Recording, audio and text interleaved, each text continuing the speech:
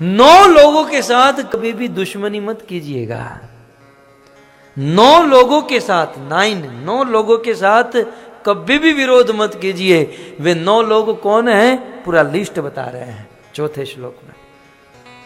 सबसे पहले कहते हैं शस्त्री।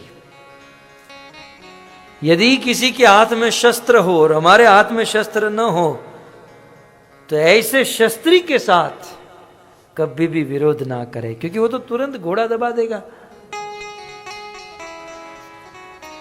वो शस्त्री कहे कि तुम गधे हो, हाँ भाई गधे हो, क्योंकि गधे को भी बाप बनाना पड़ता है? तो शस्त्री से, चाणक्य पंडित ने नीति शास्त्र में भी लिखा है, शस्त्री प्रमेदी नृपति शठो वैदो धनी कवि बंदी गुणित अति ख्यातम वर्भिन विरुद्धत्यताम। इन लोगों से विरोध नहीं करना चाहिए। आप सब लोग इसे याद रख लीजिएगा। मैंने माता जी को इसलिए आगे बुलाया क्योंकि लास्ट में उनका नाम आ रहा है। तो सबसे पहले शस्त्री, जो जिसके हाथों में शस्त्र हैं उनसे विरोध ना करें, कभी भी चला देगा। दूसरा, मर्मी।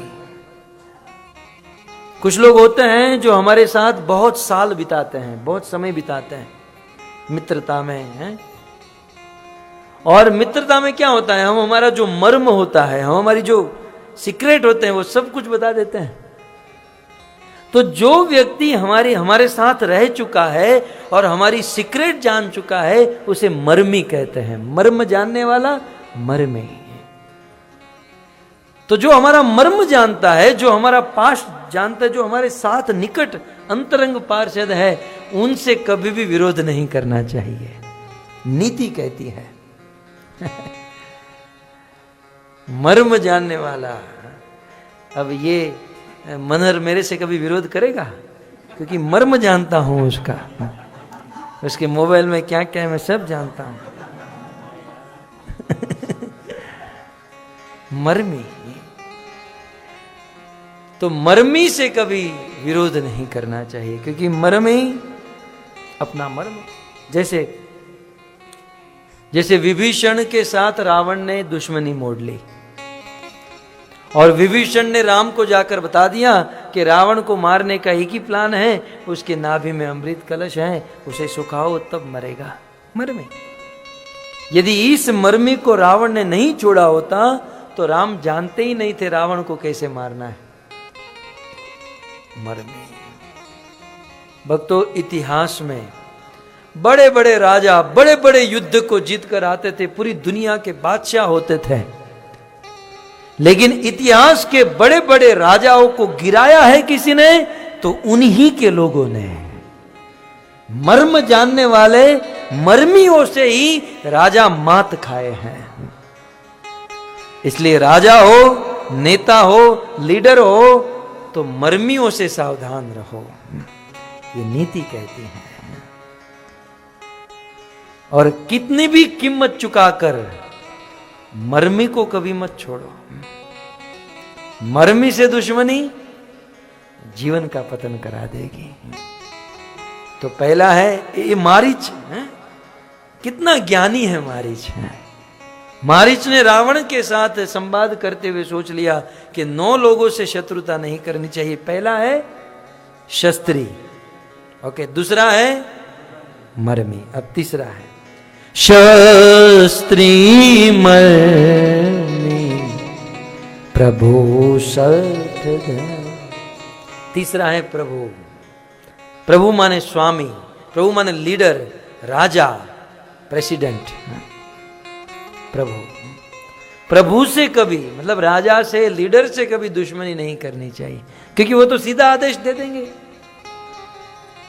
मैंने देखा है कभी कभी छोटे छोटे लोग सत्य के मार्ग पर होते हैं, शुद्ध होते हैं, सब कुछ ठीक होता है, लेकिन राजा से दुश्मनी मोड़ लेते हैं, कभी सुखी नहीं हो पाते हैं।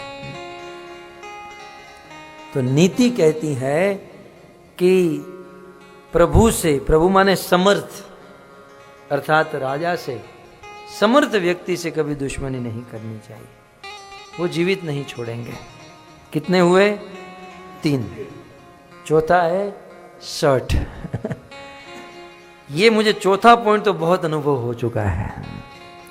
जो शर्ट है, जो मूर्ख है, उनसे कभी दुश्मनी नहीं करनी चाहिए। हमारे गुरुदेव कहते हैं कि बुद्धिमान से दुश्मनी अच्छी है, मूर्खों से दोस्ती करो उससे अच्छा है किसी बुद्धिमान से दुश्मनी कर लो। ये मूर्ख लोग आज नहीं तो कल तुमको लेकर डूबेंगे। तो शर्ट से कभी भी वैर नहीं करना चाहिए, न वैर न दोस्ती। शर्ट से कभी भी कोई नाता नहीं रखना चाहिए, क्योंकि जो शर्ट होते हैं वो अपनी हानि या लाभ स्वयं ही नहीं जानते हैं। वो यही नहीं समझ पाते कि इसमें मुझे हानि है या लाभ है, लॉस है या प्रॉफिट है। तो शर्ट 4। 5वां है धनी। धनी के साथ कभी पंगा नहीं लेना चाहिए। यदि चैन से जीना चाहते हो, शांति से भजन करना चाहते हो, तो धनी से कभी भी दुश्मनी नहीं मोड़नी चाहिए, क्योंकि धनी धन देकर खरीद लेगा, कानून को खरीद लेगा, सबको खरीद लेगा। तो धनी से दुश्मनी ना करें। और जब समाज में जब झगड़ा होता है तो लोग धनी का ही सपोर्ट करते हैं, धनी के ही पक्ष में चले जाते हैं। वो तो खरीद सकते हैं आदमी को। तो धनी से कितने हुए? 5 हुए। शस्त्री में प्रभो 60 धन, वेद बंदी कवि भानस गुण। वेद, वेद माने वेद। डॉक्टर से कभी झगड़ा नहीं करना चाहिए। वेद से, डॉक्टर से कभी पंगा। कुछ लोग डॉक्टर के साथ झगड़ा कर लेते हैं। मान लो किसी हॉस्पिटल में आपको एडमिट किए और फिर जब वहाँ से छुट्टी मिल रही है तो पैसे कम कराते हैं और फिर कहते हैं हमारे पास कम है, ऐसा वैसा है। तो डॉक्टर एक बार तो कह देता है ठीक है चलो, लेकिन अगली बार तू आएगा। हाँ? दूसरी बार जब जाता है तो कोई गलत दवाई दे देगा कहीं ना कहीं। तो वेद से कभी भी दुश्मनी नहीं करनी चाहिए। 7वां है बंदी। बंदी माने बंदी, मागध, चारण, भाट, ये जो होते ना। अब आप कहोगे आजकल बंदीगण कहाँ मिलते हैं? आजकल तो बंदीगण बहुत लोग हो चुके हैं। न्यूज़पेपर की जरूरत कहाँ है? यहाँ पर कुछ बात हुई सीधे पूरे पुकेट में पता चल जाएगी। इसे बंदी कहते हैं। बंदी, सूत, मागध, बंदीगण जो होते ना, कि यहाँ की बात वहाँ, वहाँ की बात वहाँ, और उसमें भी अपना मिर्च मसाला थोड़ा सा डालकर सजा धजा कर हैं सब जगह पर। तो ऐसे जिसका ऐसा स्वभाव होता है कि दूसरों को बात करने का, यहाँ की बात वहाँ करने का, उससे कभी भी शत्रुता नहीं करनी चाहिए। ठीक है? 7। 8वां है कवि। कवि से कभी दुश्मनी नहीं करनी चाहिए।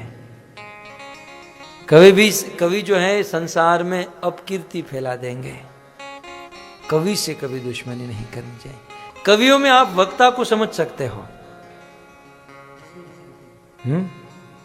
कवियों में थोड़े बहुत वक्ता आ जाते हैं। किसी वक्ता से दुश्मनी कर ली तो माइक तो उसके पास ही है, वो तो जहां जाएगा वहां बोलता रहेगा, है ना। तो कवियों से दुश्मनी नहीं करनी चाहिए। 8 और 9वां है भानस गुनी। भोजन बनाने वाले से कभी दुश्मनी नहीं करनी चाहिए। भानस गुनी, भानस गुनी अर्थात पाकशाला। अमर कोश में भोजन बनाने वाले के लिए, लाल बाबू आए ना, भोजन बनाने वाले के लिए 7 शब्द का इस्तेमाल हुआ है। जैसे हम कुक कहते हैं ना, इंग्लिश में कुक कहते हैं, और हिंदी में क्या कहते हैं? रसोइया, महाराज। तो इसके एग्जैक्टली संस्कृत में क्या कहते हैं? सूपकार। एक सूपकार। दूसरा है बलूब। तीसरा है आरालिक। चौथा है आंधसिक। 5वां है सूद। 6वां है औदनिक और 7वां है गुण।